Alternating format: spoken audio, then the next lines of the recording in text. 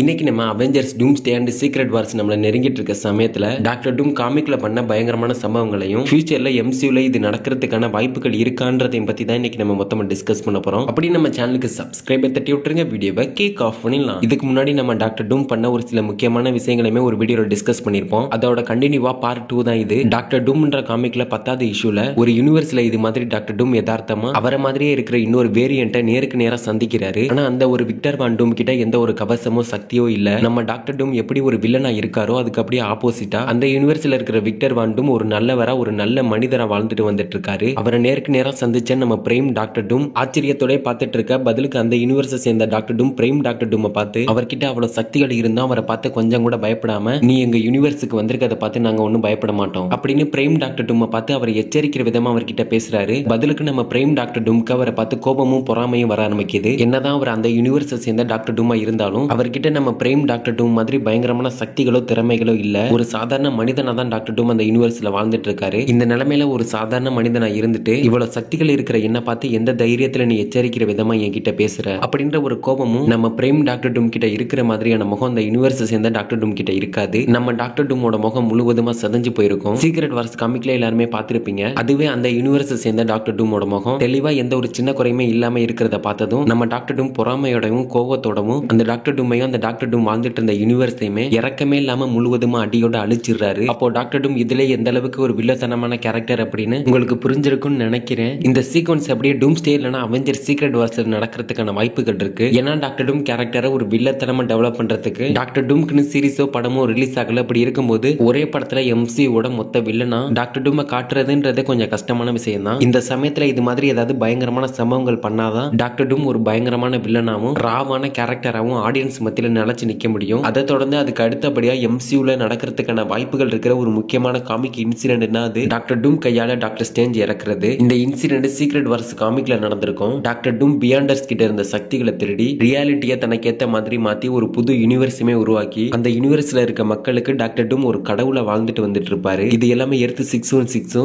Marvel ultimate யூனிவர்ஸும் ஒன்னோட ஒன்னு மோதி அழிஞ்சிட்டதுக்கு அப்புறம் தான் இது எல்லாமே நடந்திருக்கும். ரெண்டு யூனிவர்ஸும் ஒன்னோட ஒன்னு மோதி அழியறதுல இருந்து தப்பிச்ச ஒரு சில சூப்பர் ஹீரோஸ்ல டாக்டர் ஸ்ட்ரேஞ்ச் டாக்டர் டூம் கூட சேர்ந்து அவர் பேச்சை கேட்டு டூம்க்கு கீழே வேலை செஞ்சுட்டு இருப்பாரு. அப்போ அந்த ரெண்டு யூனிவர்ஸும் ஒன்னோட ஒன்னு மோதி அழியறதுல இருந்து தப்பிச்ச ஒரு சில சூப்பர் ஹீரோஸ் ஒரு ஷிப்ல ஏறி டூம் உருவாக்குன அந்த யூனிவர்ஸுக்கு வந்து சேர்றாங்க. அங்க வந்து நம்ம சூப்பர் ஹீரோஸ்க்கு டாக்டர் டூம் இது மாதிரி தனக்குன்னு ஒரு யூனிவர்ஸே உருவாக்கி அதை தன்னோட கட்டுப்பாட்டுல வச்சிருக்காருன்னு தெரிஞ்சதும் நம்ம சூப்பர் ஹீரோஸ் எல்லாம் ஒன்னா சேர்ந்து டாக்டர் டூம் எதிர்த்து நிக்கிறாங்க. அப்போ டூமோட பேச்சை கேட்டு டூம்க்கு கீழே வேலை செஞ்சுட்டு இருந்த டாக்டர் ஸ்ட்ரேஞ்ச் டாக்டர் டூம்க்கு தெரியாம அவரை எதிர்த்து நம்ம சூப்பர் ஹீரோஸ்க்கு டாக்டர் ஸ்ட்ரேஞ்ச் உதவி பண்ணிடுவாரு. இந்த விஷயம் டூம்க்கு தெரிய வந்ததும் டாக்டர் ஸ்ட்ரேஞ்சை பிடிச்சு ஒரே செகண்ட்ல அவரோட மொத்த சக்தியை பயன்படுத்தி டாக்டர் ஸ்ட்ரேஞ்ச் ரொம்பவும் கொடூரமா டாக்டர் டூம் கொலை பண்ணிடுவாரு.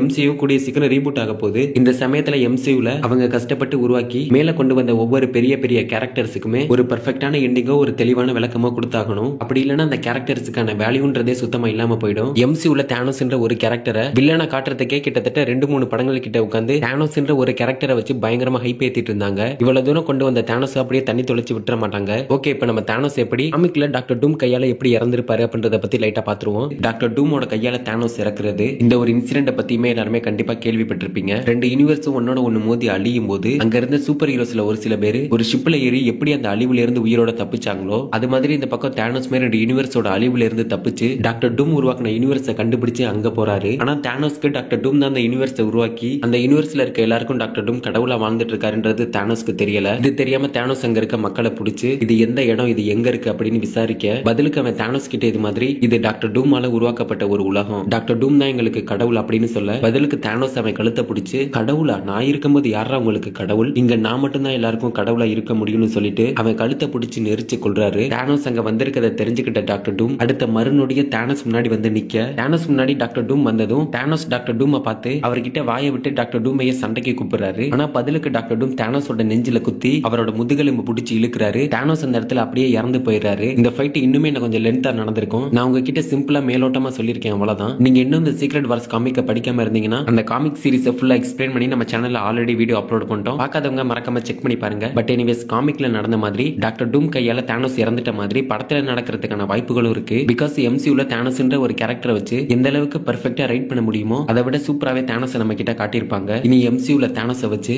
இப்ப இருக்கிறத விட இன்னும் கேரக்டர் டெவலப்மெண்ட் பண்ணா அது தானோஸை வச்சு அரைச்சமாவே அரைக்கிற மாதிரியான ஒரு ஃபீலை கொடுத்துரும். கூடிய சீக்கிரம் எம்சியூ வேற ரீபூட் ஆக போகுது. இந்த நிலைமையில தானோஸ் எங்க போயிட்டாருன்ற ஒரு கேள்வி எழுப்பிடக்கூடாது இல்லையா? அதனால தானோஸ்ன்ற கேரக்டருக்கு ஒரு பெர்ஃபெக்ட்டான எண்டிங்னா அது டாக்டர் டூம் கையில ஒரு வீர மரணமா தான் இருக்க முடியும்னு நினைக்கிறேன். ஆனா நம்ம காமிக்ல பார்த்த மாதிரி டக்குன்னு தானோஸை கொன்ற மாட்டாங்க. ஒரு பயங்கரமான சண்டையோட முடிவா தான் தானோஸோட மரணம் இருக்கணும். பொறுத்திருந்து பாப்போம் என்ன பண்றாங்க. இது எல்லாத்தையும் விட எம்சியூல எதுக்காக டாக்டர் டூம் தானோஸை கொல்லணும் அப்படின்ற ஒரு கேள்வி உங்களுக்குள்ள வந்திருக்கும். இதுக்கான பதில் இப்பதான் எம்சியூல டாக்டர் டூம் முதல்ல மல்டிவர்ஸ் லெவல்ல ஒரு பெரிய வில்லனா டாக்டர் டூம் புஷ் பண்ணிட்டு இருக்காங்க. இதுக்கு முன்னாடி டாக்டர் டூம் ஃபேண்டாஸ்டிக் 4 படத்துல வில்லனா பார்த்திருப்போம். ஆனா இப்போ நம்ம டாக்டர் டூம் பயங்கரமா பாக்குற மாதிரி ஃபேண்டாஸ்டிக் 4 படத்திலேயே இது மாதிரி பார்த்திருப்போமா அப்படின்னா கண்டிப்பா அப்படி இல்ல. பிகாஸ் அந்த படத்துல ஒரு சூப்பர் ஹீரோஸ் டீமை எதிர்த்து நிக்கிற ஒரு வில்லனை எந்த அளவுக்கு போர்ட்ரேட் பண்ணி அந்த கேரக்டரை புஷ் பண்ண முடியுமோ அந்த அளவுக்கு தான் டாக்டர் டூம் அந்த படத்துல காட்டியிருப்பாங்க. ஆனா எம்சியூல இப்ப நடக்க போறது இல்ல டாக்டர் டூம். இதுல இருக்கிறத விட பல மடங்கு சக்தி வாய்ந்த ஒருத்தரை காட்டியாகணும். அப்படி டாக்டர் டூமை காட்டுறதுக்கு இவங்க ஒரு சீரிஸோ 2 படமோ டாக்டர் டூமோட கேரக்டரை டெவலப் பண்றதுக்கு ரிலீஸ் பண்ணிருக்காங்களா அப்படின்னா இல்ல. அப்படி இருக்கும்போது ஒரே படத்துல எம்சியூட ஒட்டுமொத்த மல்டிவர்ஸோட வில்லனா டாக்டர் டூமை காட்டுறதுன்றதே கொஞ்சம் டிஃபிகல்ட்டான விஷயம் தான். இதை பர்ஃபெக்ட்டா அவங்க சொதப்பிடாம ஹேண்டில் பண்ணி ஆகணும். இது மட்டும் இல்லாம டாக்டர் டூமை ஒரு பயங்கரமான வில்லனை காட்டுறதுக்கு எம்சியூல இருக்கிற சக்தி வாய்ந்த சூப்பர் ஹீரோஸ் இல்லனா ஒரு சக்தி வாய்ந்த வில்லனை டாக்டர் டூம் ப்ரூட்டலா கொண்டாகணும். இது மாதிரி ஏதாவது நடந்தாதான் டாக்டர் டூமை ஒரு பயங்கரமான வில்லனா ஏத்துக்க முடியும். அப்படி இல்லனா வெறும் கேரக்டரோட பில்டப் மட்டும் ஏத்தி நம்மளால ஒண்ணும் பண்ண முடியாது. டாக்டர் டூம் யாரு எவ்வளவு சக்தி வாய்ந்தவர்னு உங்களுக்கு தெரியும், எனக்கு தெரியும். ஆனா ஜெனரல் ஆடியன்ஸுக்கு இதுக்கு முன்னாடி எம்சியூல இருக்க எல்லா சூப்பர் ஹீரோஸும் ஒன்னா ஒட்டு மொத்தமா எதிர்த்து நின்னதுன்னா அது தானோஸ் தான். இது உங்களுக்கும் தெரியும், எனக்கும் தெரியும். எண்டு கேமை பார்த்த எல்லாருக்குமே இந்த ஒரு இன்சிடென்ட் எம்சியூல நடந்துச்சுன்றது தெரியும். இப்படி இருக்கும்போது டாக்டர் டூமை பல மடங்கு சக்தி வாய்ந்த வில்லனா காட்டி டூமோட கையால தானோஸை ப்ரூட்டலா கொல்ற மாதிரி காட்டினாதான் எம்சியூல இது வரைக்கும் தானோஸோட கேரக்டருக்கு இருந்த வேல்யூக்கு ஒரு பெர்ஃபெக்ட்டான எண்டிங்கா இருக்கும். இது மட்டும் இல்லாம டாக்டர் டூம் தானோஸை கொன்னுட்ட அப்புறம் இந்த செய்தி அவெஞ்சர்ஸ்க்கு தெரிய வந்ததும் ஒட்டுமொத்த சூப்பர் ஹீரோஸ்மே ஒன்னா சேர்ந்து தானோஸை எதிர்த்து நின்னு தானோஸை தோக்கடிக்க முடியல. இப்ப தானோஸையே ஒருத்தன் கொண்டுட்டு புதுசா ஒருத்தன் வந்திருக்கான், அவன் பேரு தான் டாக்டர் டூம் அப்படின்னு இந்த அவெஞ்சர்ஸ் வாயிலே சொல்ல வச்சாங்கன்னா இது ஒரு தரமான சம்பவமா இருக்கும். பாப்போம் என்ன பண்றாங்கன்னு. பட் எனிவேஸ் இந்த வீடியோ பத்தி நீங்க என்ன நினைக்கிறீங்கன்றத கமெண்ட்ல சொல்லிட்டு அப்படி நம்ம சேனலுக்கு சப்ஸ்கிரைப் தட்டி விட்டுருங்க. அடுத்த வீடியோல பார்க்கலாம்.